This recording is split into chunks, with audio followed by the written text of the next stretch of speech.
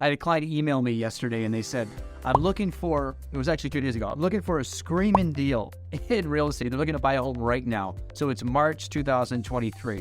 And I kind of chuckled a little bit, because not because I want to make fun, but because it's a funny notion. Those days of screaming deals are mostly gone. But if you're looking to buy a home in West Michigan, and you are looking for a way to still capture those deals, they're not going to be like those foreclosure deals mostly, but believe it or not, there's actually ways you can still land a deal. Now, by the way, I've been investing in real estate now for over 25 years, so a quarter of a century. So I'm a real estate investor. I also partake in real estate flips, wholesaling, and I've been a licensed agent for 21 years. And I'm constantly looking for deals, so I know exactly how to find them. In today's video, I'm going to share with you the 5-step process that I would recommend that you use and we can help you with on finding deals in West Michigan. Hi, Kevin Yoder, team leader of Yoder Real Estate, bringing to you valuable information about all things real estate and living and working in the Grand Rapids, Michigan area that you cannot find anywhere else. And if you like this video, make sure you like it and subscribe to it so that you can see more content just like this. Okay, so the days of 2008 are long behind us, and we hope we don't see those again anytime soon.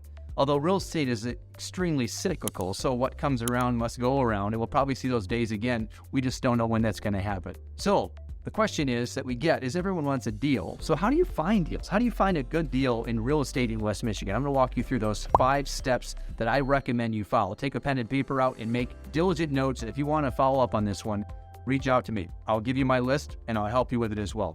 So number 1 is look at a lot of homes. You have to be, as I like to say to my coaching clients, a product of the product. In order to know what a good deal is, you have to know what a bad deal is. You have to know the landscape of real estate. So go out and look at a bunch of properties. And you can do that open houses, or you can have an agent that you're working with. Just get yourself inside of a bunch of homes so you become an expert at the time, and it's a good frame of reference, and you then can compare and contrast, and then you can learn actually what is a good deal versus just speculating. Okay, next is you want to see the property ASAP. See it first. Be the first showing if at all possible. So if this thing pops up on the market, you want to be right out there. Possibly, if you can, 20 or 30 minutes, believe it or not, from the time it's going on the market. Your boss might not like it because you're hitting refresh on Zillow every 5 minutes, but listen, your agent's got to be on top of it. If you're working with an agent, if you're not, you should be, because as soon as it hits the MLS, there's technology that kicks that off. You can also get it with an agent that has a texting system that does the same, but your agent should also be doing the same thing for you. There are pings and notifications that come our way. If your agent's tuned into the technology, you can be aware of that listing as soon as it hits the market. Days of waiting 24 or 48 hours for you to be aware of it are long gone. So you have to be on top of the technology, but also the ability to show you a home right away. Think about what a difference that is. If you could be one of the first ones in and lock that property up, if there's not a highest and best deadline date set and articulating in the MLS, it's wide open. And your agent, if they know what they're doing, they can get you out there fast and have a conversation with that listing agent. What's it going to take to lock this up today? There's my quote. That's the question I would ask. But your agent has to be able to have the chops to ask the question, but before that, be able to get that listing in front of you and be the first one in the door. Oh, the third step is to be the first to write an offer. Be the first one to write an offer. If there's not that delayed deadline in place, the agent should figure out how to get it reviewed now. So it's kind of a 2.5, if you will. But just see it first is a good step. But then being able to get the offer in right away gives you some leverage, and your agent should be able to have that conversation. So then what's the next step? Okay, step number 4, getting a deal in West Michigan in real estate. It's actually the opposite of one of the first steps, which is focus on older listings. Focus on the ones that have been on the market for a while. How long is old? Well, in this market, it's 30 days or more. So we call it long in the tooth or stale bread. Now, this means that it was likely mispriced in the beginning. That's pretty common to see prices hit when it hits the market. They're higher than they end up being, and you can't make up for that. So there's a relationship between long days on the market and lower prices, and the MLS data proves this. So the longer it stays on the market, there's always a lower price to match that. So look for those longer listings. Maybe that seller has moved out and they bought another home and they really want to get it sold. That might be a diamond in the rough for you.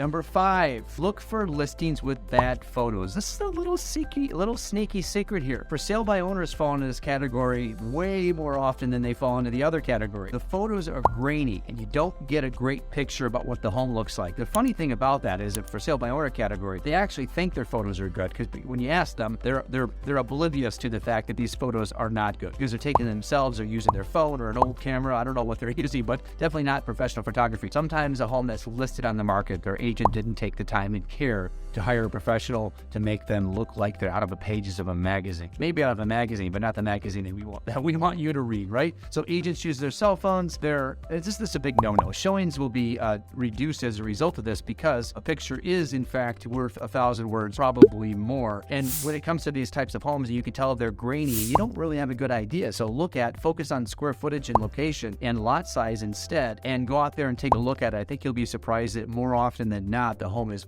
much better in person. I have a surprise for you. I told you there's 5 ways to get a deal in West Michigan. I'm going to throw in a 5.5 for you. Here it is. There's a final kicker and something that you're going to really want to know about. Okay, number 5.5, look for off-market listings. Now, this is a little secret strategy. Investors know about the off-market list. Agents that are savvy and hardworking and have pivoted as a result of this market shift are totally dialed into off-market. The benefit to you as a buyer that's looking for a home and a deal is that an off-market listing is not on the MLS, and there isn't this mass rush of showing activity. They're the lone wolf, if you will. They're out there, no one knows about them, but your agent should have a list of homes that are available by having a lot of conversations. We have thousands of conversations with potential home sellers each and every month. Believe it or not, it sounds crazy, it's absolutely true. And those people, a lot of the group of that we're talking with, they may be not wanting to put their home on the market right now in the open market, but they say something like, sure, if you have a ready, able, and willing buyer or cash, bring them through. I just don't want to deal with having the home on the market. That's an off-market opportunity right there. Or for sale by owners, expired listings is a group of off-market. Your agent could get effective at what's called circle prospecting, where you sell a house in a neighborhood, you pick up the phone and you dial around it. We do that here at Yoder Real Estate. We're finding opportunities that way.